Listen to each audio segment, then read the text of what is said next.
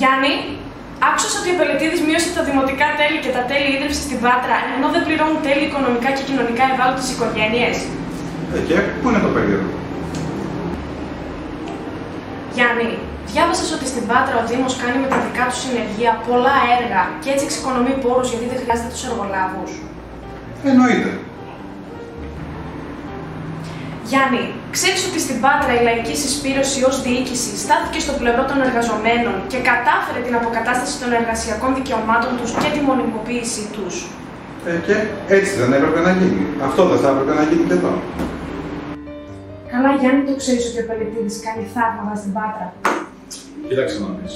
Ο Πελετίδης ούτε θαύματα κάνει, αλλά ούτε και θαυματοποιώσει. Ο λαός της Πάτρας πίστεψε σε μια άλλη πολιτική πρόταση. Στήριξε με την ψήφο του τη λαϊκή συσπήρωση και ο Δήμαρχος Πελετίδης έκανε το αυτονόητο για τους πολλούς. Δούλεψε δηλαδή προς όφελος των πολιτών, της λαϊκής οικογένειας και όχι για τα κέρδη των λίγων, των μεγαλοεπιχειρηματιών, των μεγαλοεργολάβων, αλλά ούτε και για το πολιτικό συμφέρον των κομμάτων που μας φέραν ως εδώ.